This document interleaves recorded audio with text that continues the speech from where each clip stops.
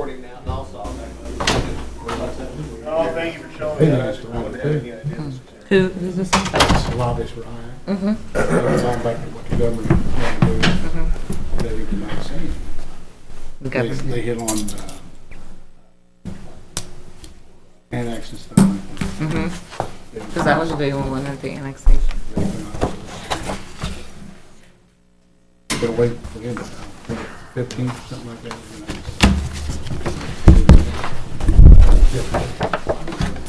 You did want that on, correct? Okay. Yeah. Well, you're live now. I'll Okay. stop back by. Memorex? Huh? Is it Memorex? Live or Memorex, either one. Just give me a call when you're finished up and I'll come back and shut her down. But this young man here knows how to shut it down too. Just pull the plug out of the wall. That's not always works. Well, Aaron's over there. He knows how to run it. Press the red button. Click on the red. Yeah. Flip the white toggle down. Leave the rest for John. Yeah. That's what I do. Thanks, Mario.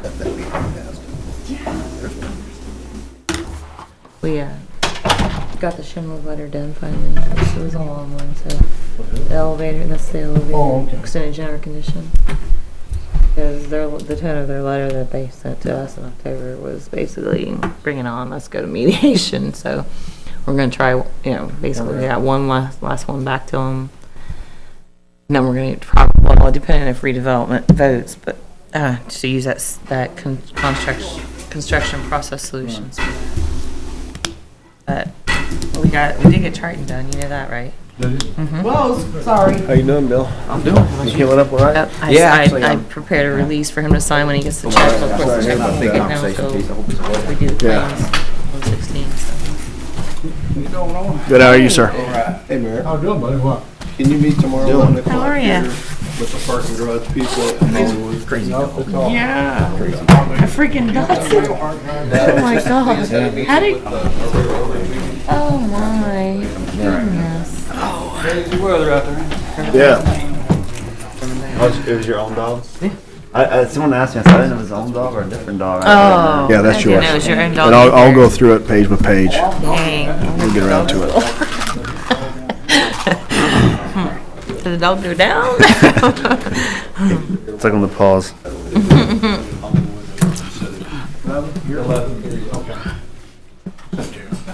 What you all spiffed up there? Well, I think you was coming like I dressed up for it. Suit up.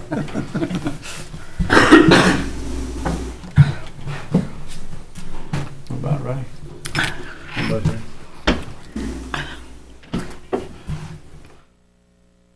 Oh, there's JR. We just need Bill back in. Yeah.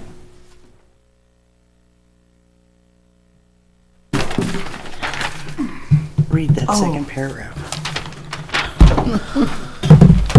I just think it's funny.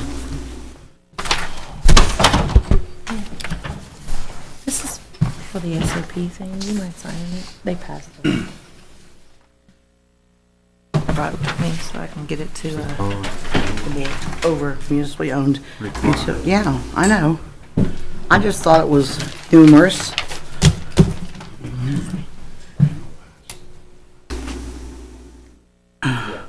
No, I just meant we were reading this and. Huh?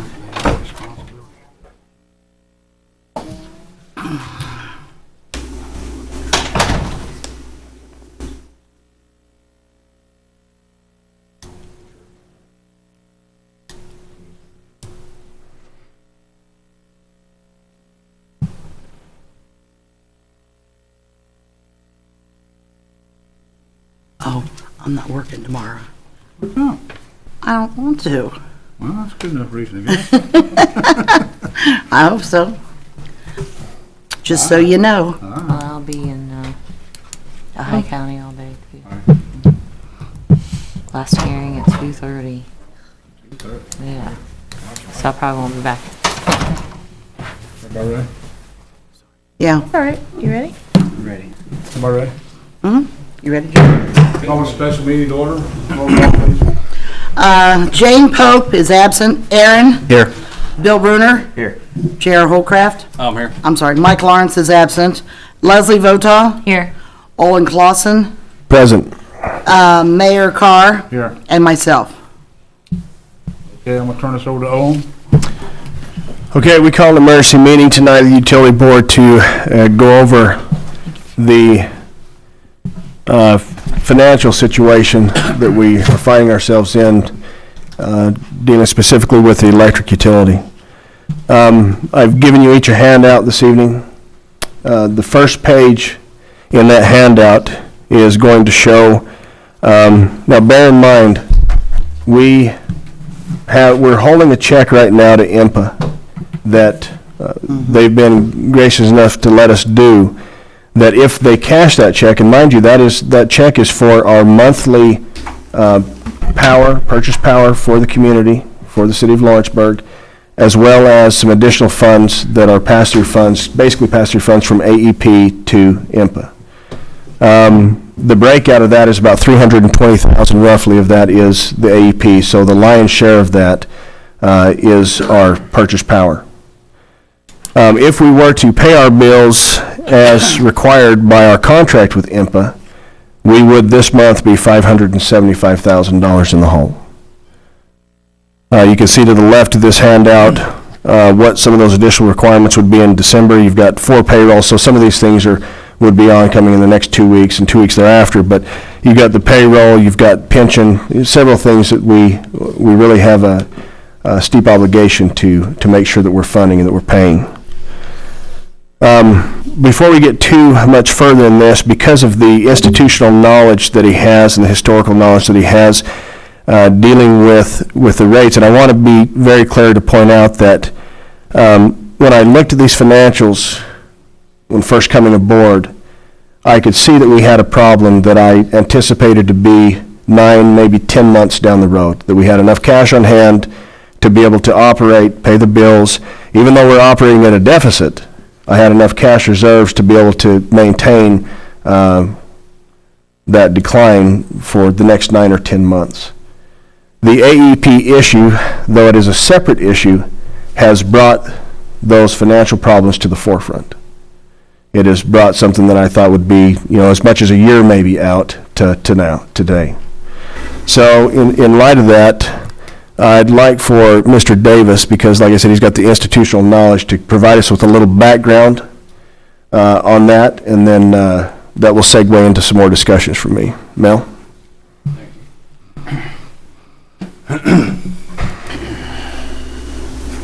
My name is Mel Davis. I'm working as a consultant to the utilities for a brief time.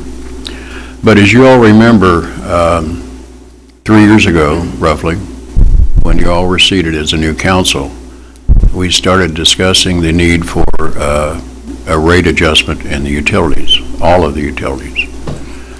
The electric company, because of the large volume of bills that we pay for purchase power, and the issue that Mr. Clausen discussed, has brought this thing to a head. The last time I think I discussed this was the day before Mr. Clausen came on board. I asked for at least a tracker be put in place, because I thought that would help us get through some of the tougher periods, which is usually the winter and the summer. But that was declined. So going backward, if you remember, I think it was in 12, I asked you for permission to do a rate study. The rate study was completed in May of 13, that's when it was presented. The rates were spelled out, the financials were all in place, and that binder that you all have. It gave an indication of where we would be even if we increased the rates to where they needed to be, and that was declined. So here we are. Like Mr. Clausen stated, had we paid the IMPA bill, we would be $575,000 575, 545, 54 to be exact, in the red. We have no other funding other than rates and some of the things that the MDF or Riverboat Fund provides for us. So anyway, here we are, and like I said, I hate to say I told you so, but I did tell you so, and it is what it is. So we need some affirmative action this evening. Can you explain to a little bit about the AEP, how that? The How that AEP works. contract was put into place in '02. At that point in time, it was Public Service Electric and Gas out of New Jersey. AEP purchased a plant from that entity, and the contract was assigned to AEP. The AEP contract is, we're not physically connected with them through our electric system, but because they are in our service territory, we are obligated to take them as a customer. So with the contract, IMPA provides energy and some voltage stabilization means, so that when they generate, the voltage that they transmit, or the energy they transmit, is stabilized. Like I say, we aren't physically connected with them. If we were, things would be different, I guess. But we aren't. So, and it's strictly a matter of real estate as to where they are located. So, Thank you. So, thank you, Mel, I appreciate that. sure. So when I look at how we're to conduct ourselves, the first thing I want to do is wrap my mind around what agreements we had in place with our wholesale power provider, what obligations that we had there, and if we are maintaining or conducting ourselves in a way that is asked to in that agreement. So if you look at the second page in your handouts, I've handwritten in there Indiana Muni Power Agency. So this is a page from the contract, and I've got the entire contract if you'd like to see it, but this is a page from the contract, Section 7, first paragraph A. The member agrees to maintain rates for electric power and energy to its consumers, subject to the approval of the Public Service Commission of Indiana under and pursuant to the provisions of names of provisions IC 8-1-2, 8-1-2.2. To the extent that the member is subject thereto, which shall provide to the member revenue sufficient to meet its obligations to the agency under this contract, that agency being IMPA and LMU, Lawrenceburg Municipal. So if you read that, what that is asking us to do is that we will set up our rate structure in such a way that we can remain fiscally sound and able to pay our bills to our power provider, which is IMPA. So we have a contractual agreement to do that. So when I look at what our rates are, the glaring point to me is that we're in violation of that agreement right off the bat, because we do not have our rates set in a way that we can guarantee that we can pay our bills on a monthly basis.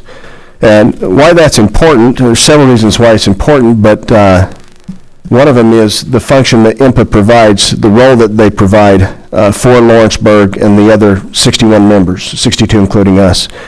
And so I would like to turn the mic over for a minute to Doug and have him kind of explain what those services are that they provide for us, what their exposure is if a utility like ours finds itself not able to pay its bills, and what the implications are. Doug? Thank you. Doug Bursch, Senior Vice President, Planning and Operations for IMPA. And I have with me Bev Matthews, our Vice President of Rates and Billing, and Peter Prettyman, who's our General Counsel and Vice President. And of course, this is a very important issue to us, obviously, to make sure you're fiscally sound. And there's a couple of reasons, of course, contractually here you need to be, but also for our bond ratings. So we build power plants, construct them to provide low-cost power. So we're a very low-cost provider. We're happy to have you among our 60 members. And as part of that, when we go and get our bond ratings and issue money to have float bonds to get money to build these power plants, it's very important for us to have a good credit rating because it keeps our interest rates low. And part of that is the collateralization that goes with our members' purchase power agreements. So these purchase power agreements are collateral for the bonds that we issue and for the money that we get. And so that all ties together. So that's really why the founding members, including Lawrenceburg, who was one, put these provisions into these contracts to make sure the members are fiscally sound. So that means the agency's fiscally sound and can do the things it needs to do. So that's really kind of why we want to be here to help support this. The tracker itself is very important for everybody to implement and have in place, and that is, as our rates increase or decrease due to the cost of fuel, natural gas, coal, the things that we need to do as an agency, those costs are floated through to our members, and our members need to make sure they collect them from their customers. And the tracker is a very nice mechanism to make sure all of that is lockstep together, so everyone, as a nonprofit, keeps everything together. They have a good, fair, and reasonable rates, at the same time making sure really your house is in order and you have enough money to operate your utility. So, anything you'd like me to add to that? No, thank you, I appreciate that. Okay, very good, thank you. Thank you. Sir, what was your last name again? Bursch, B-U-R-E-S-H. Thank you. So if you turn to the next page in the handout, you'll see it's highlighted under 50.02 Cash Reserve Fund. This is Lawrenceburg, Indiana Code of Ordinances. So in here, it spells out that amongst one of our obligations, or one of the things that's recommended we do, is depreciation replacement fund, and also the payment to be made to the county depreciation replacement shall be at least 5% of the operating cash revenues each month.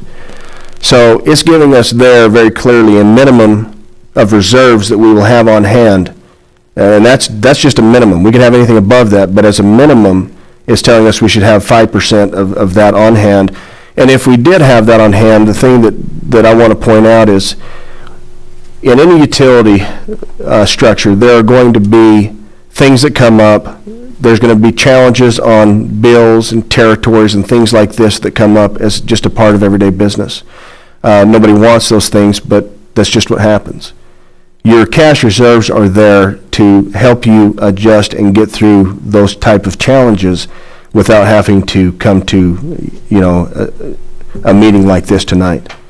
If we would have kept our cash reserves in an appropriate way, in an appropriate amount, we could work through some of these issues. So the AEP issue, like I said, it has fast-tracked our position financially.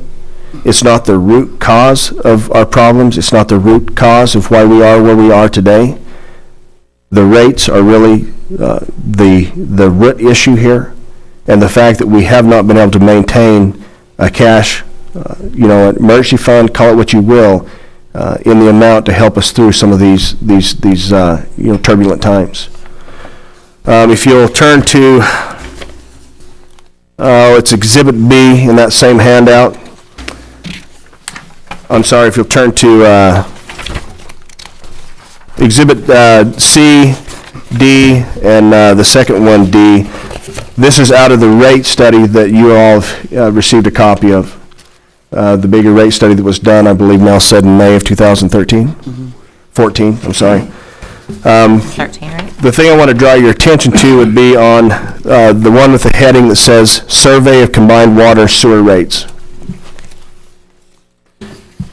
If you look at Lawrenceburg... I'm sorry, what does it say? Oh, the fourth page. Yeah. Okay, thank you. Okay. So if you look at the Lawrenceburg and where it stands currently, and mind you, these numbers are about a year old. This recommendation is about a year old, so some of these numbers may have changed, though I doubt very much.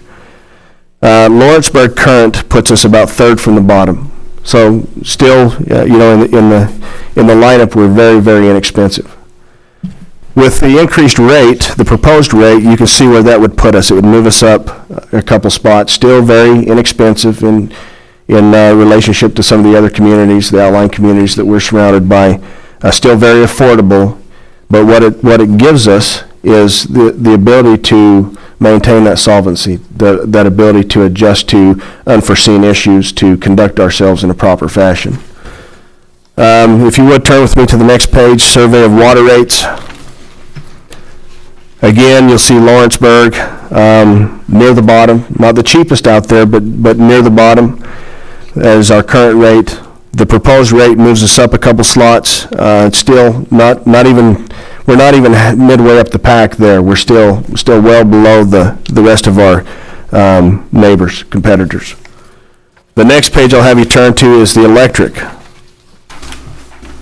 Now, Lawrenceburg is second to we are not the cheapest rate out there, but we're the next one in line. Now, some people may look at that and think that's a wonderful thing, but to what cost? It doesn't make any sense to be the cheapest power provider on the block if by doing that, it costs you the business. And in effect right now, we're running about $120,000 a month deficit. So when I look at this and I see that we're the cheapest out there, well, I know how we're the cheapest out there. We're selling our goods for, a below market price, actually below what our cost is. So the last page I'll have you turn to is titled Municipal Electric Utility Lawrenceburg. And this talks specifically about the tracker, the fuel cost adjustment. So that is the tracker that Doug spoke about. This is, Right here. has everybody got to it? You don't have it, they don't have it, you have another copy? Here, I can share with Aaron. Are you sure? Here, well, This one here's the last page. You got that? You got it now. we got it. Okay. So underneath you'll see in parentheses written out tracker. That is our tracker, the fuel cost adjustment. What's important, the whole paragraph is worth mentioning, but what stands out to me in that paragraph is in the first sentence where you see the word shall. This is a city ordinance, uses the lexicon shall, which means this is something, isn't a suggestion, this is a directive. It's not a should, it's a shall. And if you'll turn to the next page after that, you'll see the Lawrenceburg Municipal Electric Utility, Appendix A, which it's referenced in that first page. It is literally that fuel cost adjustment tracker, and this page is provided to us on a monthly or a quarterly basis from IMPA. So in our city ordinance, this fuel tracker, the tracker is directly referenced as this document provided to us by IMPA. So there should be no question as to what it's referring to, or our obligations really to enforce that ordinance.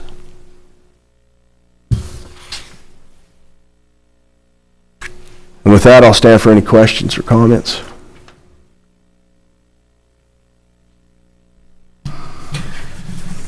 So the course of action I would like to suggest tonight for the utility board is that we implement the rates as suggested in the rate study, effective tracker immediately, but effective following proper protocol, i.e. our public notice, chance for public comment, etc. That's my recommendation. And we talked the time frame on this as far as, well, for the tracker, I think you guys can vote to do that right away. And that's really just, it's just voting to enforce our ordinance. Mm-hmm. And that can happen right away, and that could be by motion tonight. As far as obviously the other is by ordinance. And so they think, we would be starting to make money on the tracker beginning right, if you guys do this right in January. What the tracker would help us do is it won't give me enough revenues to make payroll, but it will give me enough revenues that I can pay the power bill to IMPA. Okay. So that monthly obligation that we're running about $120,000 a month deficit in, the tracker being implemented will allow me to at least have cash enough coming in. Right.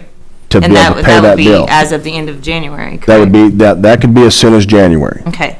then- The other rate case information, or that whole process, I anticipate it moving into February pretty easy, February, March. Right, okay.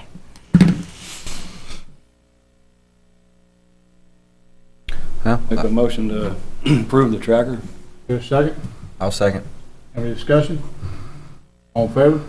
Aye. All against? Aye. Roll call, please. Okay, just a second. Aaron, No. Bill, Yes. JR, Yes. 2 yeses to 1 no. Passes. Do we need to do an appropriation to get this out of the red, though, for the payroll? Well, that's really up to our friends at IMPA, but, yes, but the problem is, and when I explained, we had a phone conference this morning, the DGLF won't allow us to do an appropriation past the 22nd of this month, for year-end purposes. So the soonest we could do it would be, The 22nd. January 5th. Oh, if you go into the next year. Right, December 22nd is Well- when we have to have everything to them, and with the time limits as far as, when we have to publish it, the soonest it would be the 21st, which is a Sunday. So, I mean, the very next day, which is the 22nd, is the day we have to have Well- everything to their office. But, yeah, that's what they said, the girl said, but on the other side of it is, it's gonna have to come out of one of our riverboat funds, right? And they don't have to approve it, so if something is done on the 22nd, and they don't get it till late on the or the early the 23rd, I'm not sure what they can do about it. Okay, They don't have to approve it, they just have to put it in their system. right. And I know that nobody wants to do it at the end of the year, but get over yourselves. I'm not happy with DLGF, I'll tell you. Okay, but only because it's Riverboat. Only correct? because it's Riverboat. They don't have to approve Riverboat, we just have to report it and turn in that we did this to them. Okay, I talked to him yesterday. right, well, Two- I three talked. people. Well, I talked to you, and Yeah. that was what our conclusion was, it would be Yeah. until January 5th, so you're saying now. Well, I don't know. They're saying that they've got to have it by the 22nd. But if we do it on the 22nd, which means it has to go in the paper tomorrow, that would be the earliest that it could be done. And then, I don't know what happens if they get it on the 23rd. Nobody was very helpful yesterday. They never are till they come back after you. Well, do you know. think, okay, do you think we can, Well, at maybe this, talk with Umball and see what they think as far as getting it to them the day after they told us that we needed to have it there? I don't know if Umball, it's probably just strictly up to the people at DLGF. I'll see- If it gets advertised in Tuesdays and Thursdays paper for the next two weeks, we could still have it on the 18th or 19th. It's just gotta Can't be. have it before the 19th, it's- because that's 10 days from next Tuesday. it has to which be is 10 the- days. it has to be 10 days from that the first last publication. First publication? I think first, yeah. Okay. So that would, well, that's the 8th, so that'd be the 18th then, 10 days. What's Tuesday, Or paper. 18th or 19th. what is Tuesday. Tuesday's paper, the 9th? Ninth. Then it has to be the 19th, it can't be before the The 19th. 19th is a Saturday? It's Friday. It's a Friday? Been on Saturday. What their job is. And we're talking about the appropriation now to be able to cover our expenses. I have some thoughts on that. We're looking, if we're going to make an appropriation to be able to cover this, then we really need to be looking at a minimum of 6 months. And so it's going to take some time. And I mean, tomorrow morning, really, of me sitting down with Vicki and going through what that deficit is going to be and projecting that out over the next 6, probably to 8 months. So when we go into the action of appropriating this, we need to be aware that it's not a 1-month fix. We could do it 1 month, and next month we'd be right back in the same And the situation. newspaper has a 10 o'clock deadline tomorrow. Okay, that's To get it in fine. next Tuesday's paper. I'm just saying. I'm sure there's some kind of emergency protocol for this type of situation too. Well, and that's what we looked at. Olin did forward something to me, and I was pulling it up when we were sitting here. But there are such things Well, and what I read just briefly while we were waiting, getting ready for the meeting, there's a way for us to do this in the future, but I don't think that we've ever done a cash reserve fund. Or, you know, I mean, we've established it by ordinance, but there's nothing there. And what you can do is the city then can match that cash reserve fund every year, like, That's a say they temporary pick out loan June thing, but 30th I of don't every know. year. That's what we found. And then we have it in that general fund, and we just do a transfer from the general fund to the, you know, if we need it. Going forward, I can see that could help us. But as far as a loan, we're still looking to the possibility of. That first the temporary paragraph is about a loans. temporary loan. Where'd you get this? Brittany got it off of Okay. computer somewhere. About the proposed rate increase on the utilities altogether, that wasn't in the motion, right, so I'd have to. That has to be advertised. Yeah, There's that's an certain ordinance. things that have to be done before Well, I you think can- we need a motion to be able to put it into effect and then advertise it. Yeah, Correct? We could need do a that. motion to actually do the advertisement. Because, I mean, it's just a matter of bringing the ordinance, I mean, I'll update it with the numbers that we need, but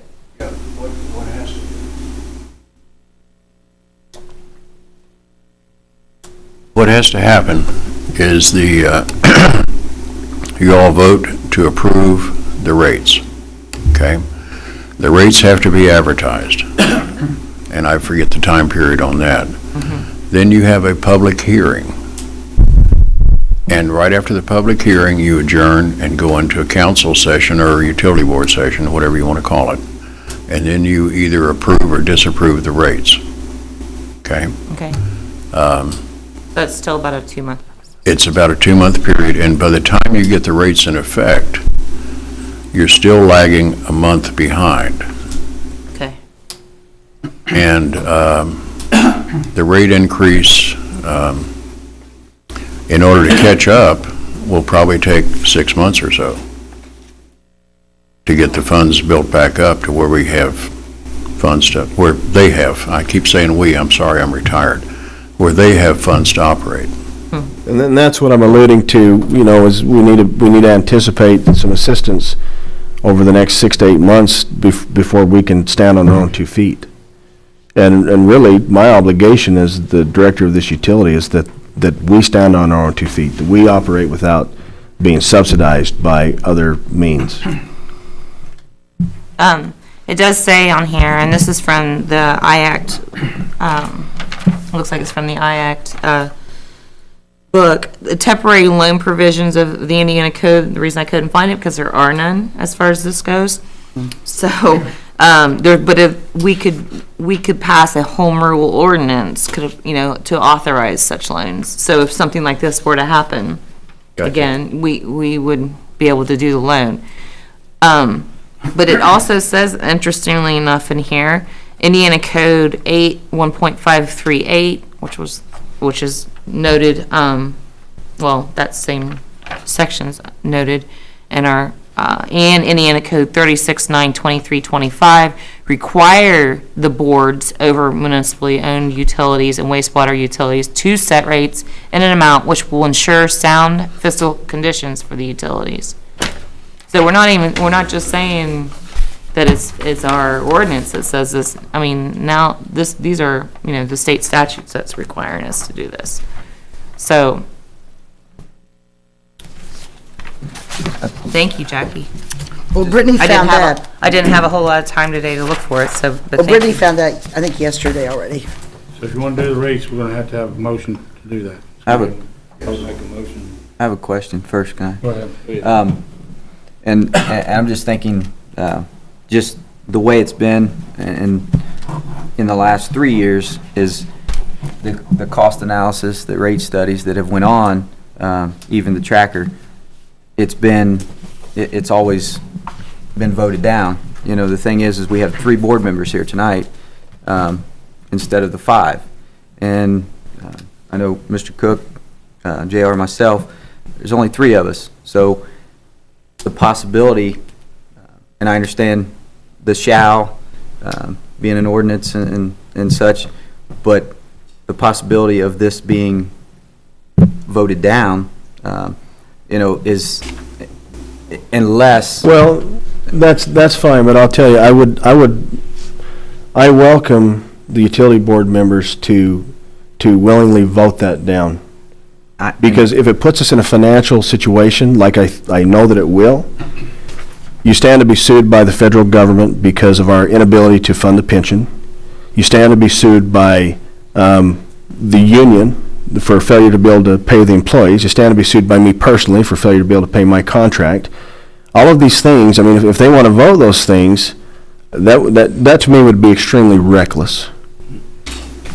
and again, And the state of Indiana and, and IMPA for us to be able to, not be able to, and then ultimately what happens is you look at being taken over by somebody like Duke. And if you want to talk about rate increases, you can look at Duke's rates. They're one of the highest in the state. And then you're going to have every commercial customer we have in town, including the casino in here, asking for blood. and I completely understand what you're saying. I'm just saying, I guess, being informed, clearly informed of consequences, just because, again, a tracker is something that, has been on the agenda and it's been voted down numerous times, and that's just a small part of the problem, but, yes, sir. Yes, sir. The purpose for the public hearing is for the owners of the utility to come and voice their opinion. Just to remind you all that you all don't own the utility. Those folks do. And they have the right to come in and voice their opinion as to whether they want this utility, the electric utility, water and sewer, to survive or not. And I would stand with Mr. Clausen to say that it would be very unwise to not keep the utilities fiscally sound. I think you're opening up a can of worms that you'll never get closed again. Not to mention jeopardizing the jobs With of. my experience previous to coming to Lawrenceburg, we had a utility in Ohio that the customers, for various reasons, voted to sell. They did. They sold it to Dayton Power and Light, and their rates doubled. All of their employees were allowed to stay until their retirement, but they did not fund their pensions. The city, the town, village, it was, in Ohio it's a village, the village regrets that vote today because now they have no control of anything other than paying their bill. And that's potentially where you could wind up. With the vote, if you vote this evening to proceed with the rates, then I think you have to give the owners a right to say, yes, we want to keep the utility, or no, we just don't give a darn. Well, and the vote, and the motion tonight, too, your motion can just be, go ahead and bring it back in front of us. You know what I'm saying? That's really all the motion needs to be, and I'll make sure, the ordinance is back in front of you on the 15th. So, that's really all, but. Right. And again, my big thing is definitely to say, and I've never had an issue as far as saying, hey, we need to raise our rates. It's a no-brainer, but it's been an issue to get the vote. So I'm saying, inform the things you said tonight, the things Mel said, IMPA. It's clear, it's crystal clear. It's just a matter of hoping that everyone else can say, hey, okay, I understand now. But So one way to approach this would be to have a motion to proceed with the rate increase, which will bring about some very organic things, like having public discussion, to be able to hear from, the constituents, how they feel about it. And let those conversations guide what that last vote may be.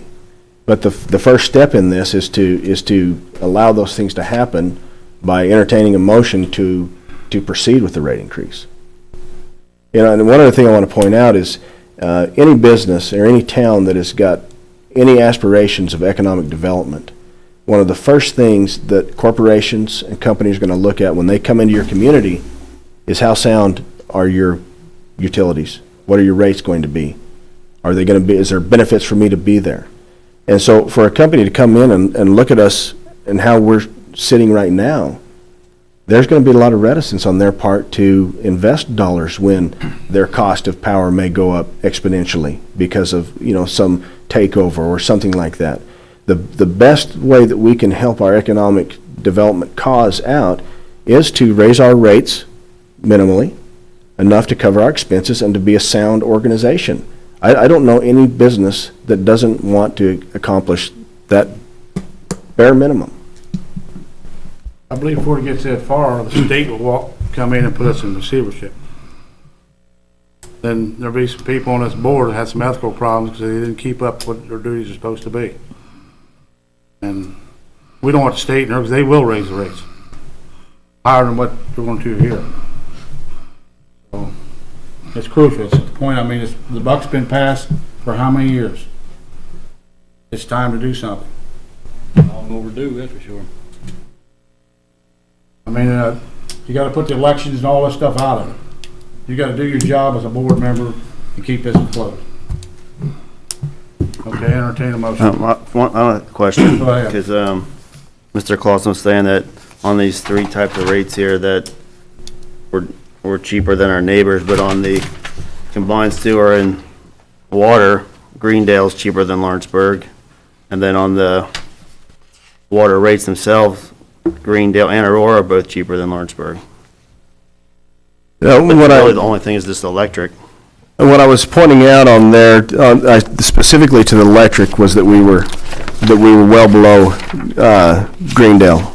On the other two, I just wanted to point out that we were still well below the top. Even though Greendale may have lower water rates than us, we're still not even midway up the line up there. We still have, better than half of the field out there ahead of us as far as the rates. On the electric, yes, I did point out on the electric that our rates will be lower than Greendale, which happens to be near the top.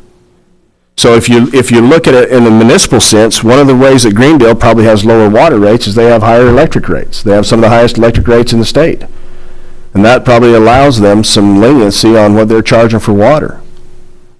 So when you look at those things, you've got to look at them all together.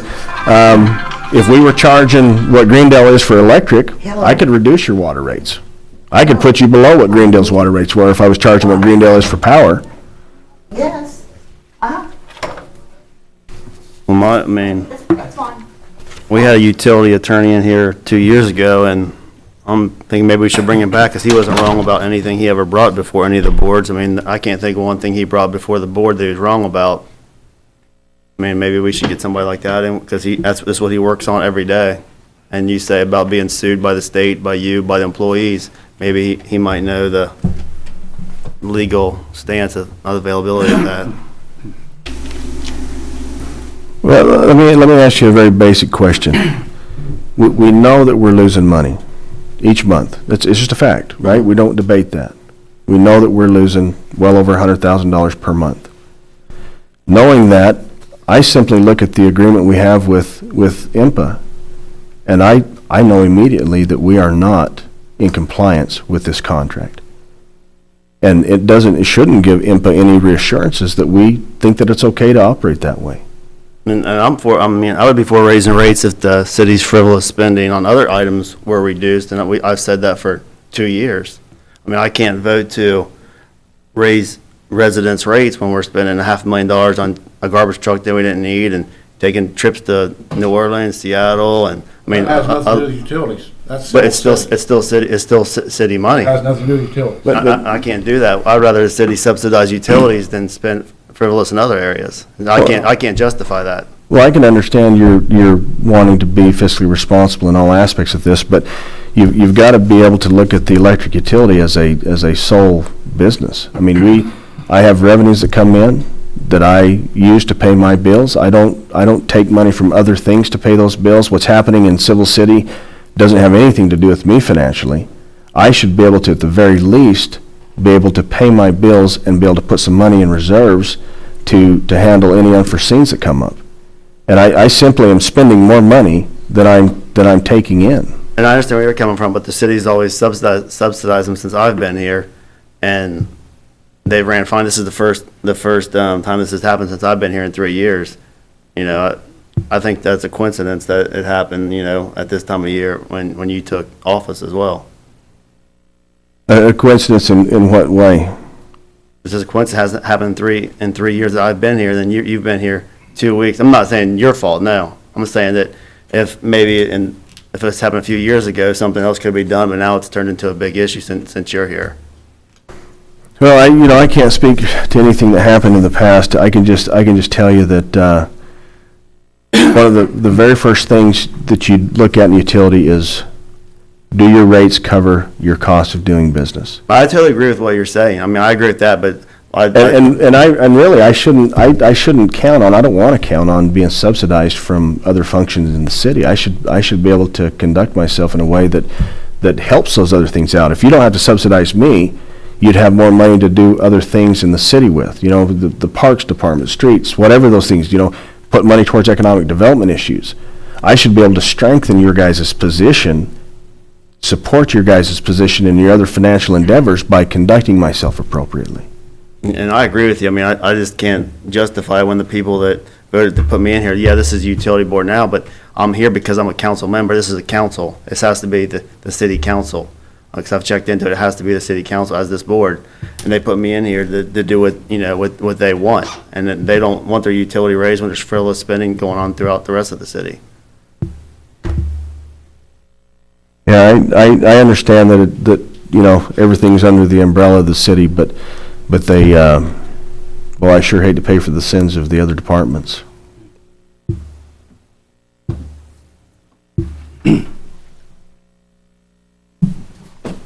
And especially when I don't have any control over trash trucks that get bought. You know, my management style has absolutely no ability to affect itself into those other areas. It's unfair for me to even be, to even think about those things. I just have no ability to change the behavior and the actions of other departments. I know nothing about them. I don't have any official role there. I have no standing there. The only thing I can answer to is the electric utility. I understand where you're coming from. But yeah, I mean, you should understand where I'm coming from as well. I mean, I've been here by the people to do, a job for them. And I speak to a lot of my people in my district on a daily basis, and they don't want this. Well, and I think Maybe once that's everything's explained to them, like Mel said at a meeting, which says, we have to do this, or these are the consequences that could happen, like Duke coming in and buying, and then they're the ones that are going to be hurt. They're the ones that are going to have to pay double the rates, so, or, a lot more than what is being put out there. and whether you subsidize me through city funds or you raise rates, it's the same thing. You're taking money from one pot and subsidizing me, so basically, that is a rate increase. But some people have a problem paying their electric already. I know they're cheap, but I mean, just like at my house, I pay a $300 electric bill like this month and a $300 gas bill. So how are people with low incomes going to even afford to even pay that? Well, and then that's when you look at what the rate is. So a standard home will look at about a $2 to $3 a month increase in their bill. That's what we're talking about here. It's not going to be a $10, $20, $30 increase in their bill. You're looking at the average home having a, less than $3 increase. So even though it looks like a big ticket item on the surface, it really isn't.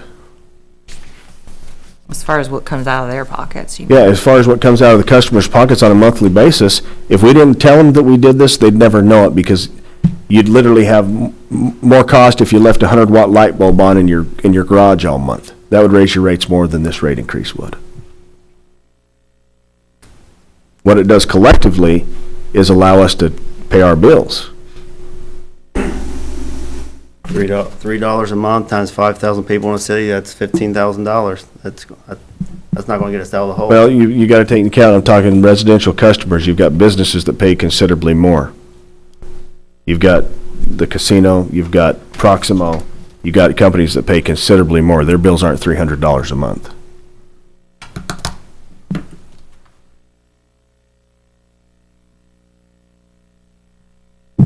Any more? Entertain a motion. I'll make a motion to get this thing going. It should've been going a long time ago. Just a second. I'll second. All in favor? Aye. All against? Aye. Roll call, please. Oops. Aaron? No. Okay. Bill, yes. JR is yes. It's 2-1. Okay. So have an ordinance ready? I'll bring it back on the 15th. The last thing that I'd like to bring up tonight is the situation with AEP, and just explain a little bit about that. We have got a dispute over what they believe they owe us, how they're being charged. It's a dispute over on how they're being billed. This is going to take some time to play out. This is not going to be a quick turnaround, and really it doesn't have any bearing on what our financial situation is today, because it's just a pass-through for us. So it's not like it's a revenue stream for us. But because of that, and because of the historical knowledge that he has dealing with that, as well as the 138 project that we have, I would like for the board to entertain a motion to extend Mel's contract till the first of the year. I've been on the job now for basically 2 weeks, but that institutional knowledge specific to those things is absolutely critical for us to be able to have, to come out on top, to be able to access his knowledge specific to those things. In my opinion, is absolutely imperative that we have him as a part of the team in terms of those challenges. Anything, board? Entertain a motion? Make a motion to take the recommendation for Mr. Clausen. Just a second. Second. All in favor? Aye. All Thank against? you. Ayes have it. I have one question, Leslie. When it comes to the ordinance to raising the rates, if it comes down to a tie, does the mayor vote in that tie? Not, let's see. Not on an ordinance. So what would happen if it kept me in 2-2, 2-2? Nothing? Yeah, I'll look into that, but yeah, and that's Wait, my we'll go first. the wrong way. I'll look into it though, but I'm off the top of my head, that came up Once on the before. salary ordinance, correct? Was it salary I ordinance? can't remember. It came up on That's what I was Any asking. ordinance, he can't break the tie on that. And I don't know. Councilman Cook, one thing that I completely understand your position as elected official and your duties to your constituents. What I would encourage you is that we go into this rate case study increase with an open mind, and that we encourage that we have public comments, and let the public come in here and express themselves in an open setting as to how they feel about it. Maybe I'll be really surprised on what the input is from the public. Maybe you'll be really surprised on it. But I'm willing to go down that path, and I think it's the right thing to do. Do you have this crow horse study I do. here? I Okay, do. because this is kind of what I explain Yeah. to them when I tell them about it, but.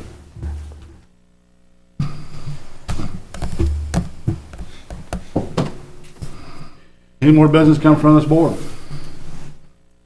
Entertain a motion to adjourn. So moved. Second? Second. All in favor? Aye.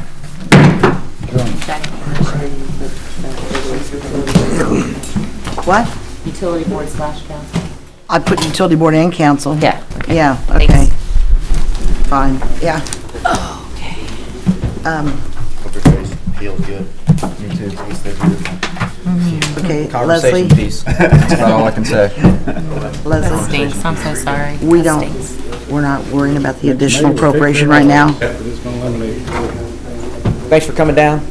I don't know. Appreciate it. Well, it's, We appreciate it.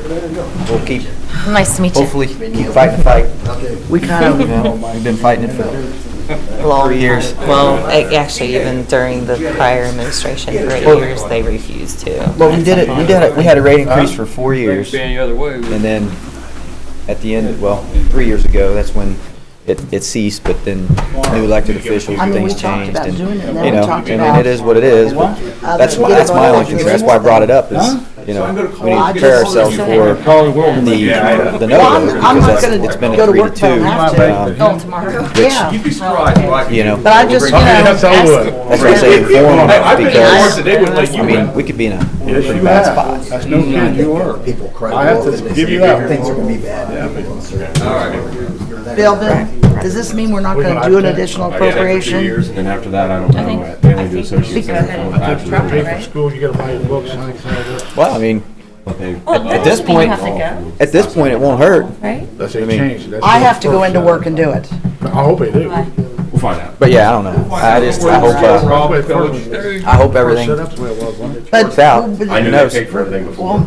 I don't know, it just, to me, Owen said the numbers are he'd have to get with Vicky in the morning and see small. how I much mean, money they're talking about. the report, you know, it's like an see what we're- 18%, and then I think like He needs 60%. to talk first. I'll But guarantee once you you implement talk the to first tracker, person. that comes down, and let's say 18% on what our rates are, it's still, it's minute, No. but It just, they walk all over each other like they do all the time, and they change subjects like they change clothes. I just didn't know. Yeah, I'll come in the morning and then, I know, and again, it's, okay, that's fine. they can totally against So you only have to be here for a short time? But Yeah, I'm not, that's not it, it's getting up that's gonna get me. inform them and When do you hope. plan to have a, What's this guy sit here say all the time? Ordinances, Thank you. ordinances. Thank you very much. But we did, Does when we that- did I it, mean, like I said, if you Mel let had me got it know, going. I'll let you know Common today. sense, I fellas. just say, just give me a call in the morning. I've got a 10 o'clock deadline to get the thing, You know, the 2 it sheets should of have the been, paper. should have been bigger, but And we're obviously, gonna, we'll do it on the 22nd. started out, Correct. And that's how we figured out it was 19 Friday, then we're meeting. Here we are again. 22nd. Well, I don't know. does that, then that means you would be able to get it to them What's on the DLGF 22nd? gonna do? They don't have the authority to approve or disapprove. you know, Mel had Correct. They just need it for us to report it to them. still, I mean, even after, When we first told them, even after they you did the said calculations 29th of too, right? really And she what, was like, Oh, no, yeah, we can't do I said that. 22nd or 29th. And she said, well, you can't do the 29th. what it's gonna cost, you know, that kind of thing. Well, yeah, but it's like you can't even, they wouldn't let us do it past the deadline, exactly what but we've not on the heard. 29th. From day one. What are you even talking about? Common sense again, you know. There are gonna How be do real you say? consequences if the utility goes insolvent. Right. Utility's turning it over. Great for us. Talk about bad politics, man. Well, you know, at the beginning, Seen when that jackass. we first came in, You ain't never gonna hold that anyway. you know, I, 80% of you know, the hey, time, you ain't paying. do it on now, do it now, just do it So, now. yeah, I We're guess now, That's okay, you know, yeah. we're I guess upon it's the election year, 22nd, and we'll just look at it first thing. Well, if they would've done it then, everyone forgot about it. Scan it and send it to them. We could actually, what we could do is go ahead and send it to them the week before, you know what I mean, and say, listen, This is what what, we're doing on the 22nd. That way they don't, they have all the information, they just need to sign copy. yeah, right, Hey, yeah. how you doing I- there? They just Come were down. doing it Get something Right, done. ultimately, what the consumer At sees. least we got the Right. Well, ball. no, but they need it, we need to report it to them. Really gonna Yeah, And it's I know. Oh, yeah. it's just, I know you know, that. informing, you know. Yeah. They know We that, are still but that recording, you doesn't know that, stop them from Yeah. saying. You have to have it in by That was the here now. But, Yeah. that's the thing is, you know, I've talked to